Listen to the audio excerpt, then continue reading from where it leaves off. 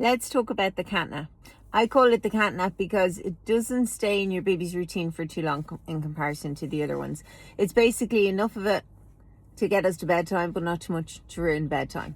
It typically stays as part of your little one's routine until they're around 6-7 months. Some keep it to 8 months, some drop it at 5 months. So basically when they have their big nap, their afternoon nap, once that's nice and chunky in the center of their day and they can make it all the way to bedtime without needing a cat nap, then they're ready to drop it. Typically on a 7 to 7 schedule, I offer the cat nap around 4:30 to around 5:30 in the early months.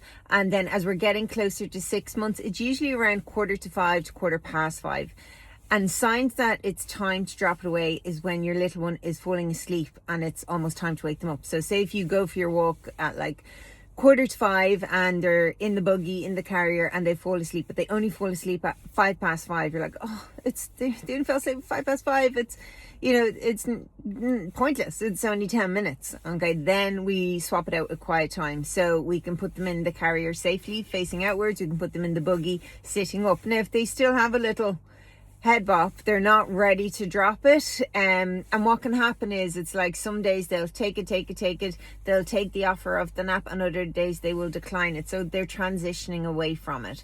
So when I feel like it's about to drop away, I will attempt to try and keep them awake and give them extra quiet time during that period.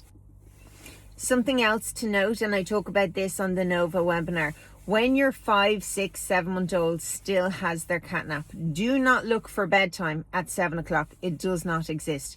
Basically, think about it this way. You've recharged their batteries late in the day. So you essentially plugged them in late in the day because you gave them a catnap.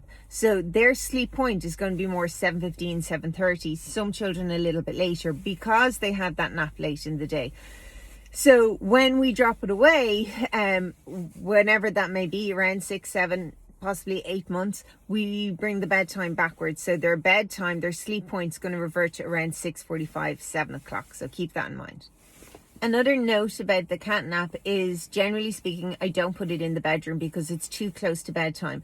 And if they fall into deep sleep so close to bedtime, they're going to struggle to fall asleep. So basically we want a little snoozy bop, but not like a really deep sleep. We want to save that restorative sleep for nighttime. So it's a catnap. It's enough to get us through.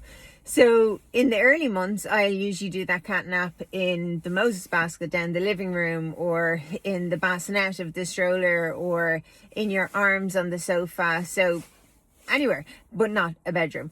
As they get older, that might be like the stroller, the carrier, wherever you feel is safe and comfortable is going to work. But bear in mind, previously you may have put them in the bassinet of the buggy and parked it in your kitchen.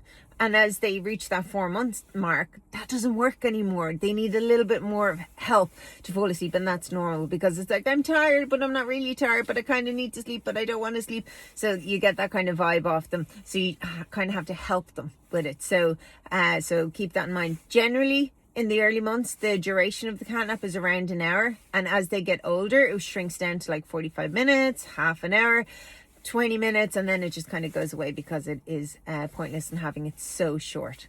So any questions about the catnap, pop them below. If you want to see how all the naps kind of work together, join one of the workshops. We have a couple of tickets left for the one in January, and also the ones in South Africa. They're selling fast. Sweet dreams.